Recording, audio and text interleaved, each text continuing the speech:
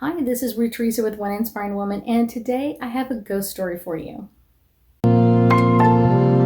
Hi, my name is Ruth Theresa with One Inspiring Woman. I'm an intuitive psychic medium here in the Sugar Land area. That's just outside of Houston. Since I was a child, I've interacted with ghosts. I see them, hear them, and I even feel their energy everywhere I go. I love mostly hearing about their life. I usually have ghosts just show up at my home. I will post their ghost stories in my video series called Ghost Stories, as many as I possibly can. If you like my content, please make sure to subscribe, like, share, and even hit the bell to be notified when I post a new video. So I've had a couple of ghosts in my house the last couple of days, and I know that it's a father and son duo. I'm going to call them that because they love to mess with things around my office. And I've purposely put my Tesla coil behind me because sometimes they really do like to play with my Tesla coil while I'm on doing videos or talking to clients. So hopefully they'll do this for you today. It's kind of been fun. Both of them passed from the same disease. So I kind of feel like it's more lung related than anything else. I will say that they have some really amazing energy, and I really do feel like they were kind of more than just father-son. They were really best friends, and they come in with some really amazing fun energy. They love playing jokes on me. They love teasing me. And kind of just being around more than anything else. I think that's kind of the fun part of both of them being around. I think both of them served in the Army because they're showing me Army uniforms, and then they're also showing me the beret, an Army uniform with a beret on top. So I don't know if that's Special Forces. Someone will have to let me know on that one. I think it's Special Forces, but I'm not 100% on that part. But they have the beret, and then they have like the little red badge or seal up here. And so they come in with some amazing energy. I do feel like both of them saw combat, and that was kind of like just added to their father-son kind of like just brother connection to each other. They are saddened because there's some things that have gone on in their family. I almost feel like there's been a robbery in their family recently, or someone took something that wasn't belonging to them, and so that's added a lot of frustration on their side. But I do feel like they have messages both for their wives, each of them that have a wife, and then their family as well, kind of like letting them know that they're still around and still able to see and hear what's going on. One thing I think they show me a lot is kind of this brotherly kinship. And I think that they had it not only with themselves, but with several other people as well. So that is kind of something special. And that could also be part of the Army, kind of like always being on the same team or always being, on the same fighting team with everybody else.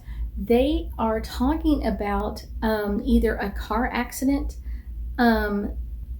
or someone's recently been in a car accident, and the car is kind of vanilla colored, almost like the color of my wall, kind of like this vanilla coloring, not necessarily white, but not any other color, like this vanilla color on the outside. They come in with also some cautionary words for their, I'm saying, like there's some money moving around or some money in play around the family, and they're coming in with some cautionary, kind of like, be careful, you may not be able to trust the person you think you're trusting. And so they're coming in with that information as well. So make sure that the family is getting their message. I kind of get a couple of different names with them. The name I get more often, and I feel like it's more with the dad, is the name Dick. And Dick is a nickname for Richard. So they might be Richard, and the child took a different, like is named after him, but then took a different nickname. But I would say Dick is the older gentleman, and he is,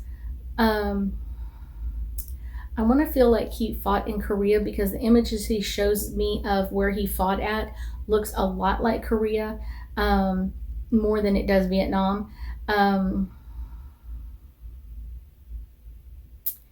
let's see. I also get them working on cars or kind of working on projects together, but I would say a lot of the projects had to do with cars, had to do with like rebuilding or repurposing something. Let's see.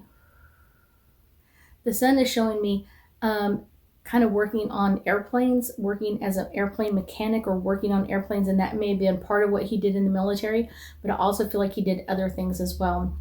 Like I said, I feel with both of them kind of special forces with the beret. There are a lot of images they're showing me. There's a lot of images of kids. There's a lot of images of like Christmas morning all together. A lot of images of them doing things together and just like laughing and enjoying and having a great time.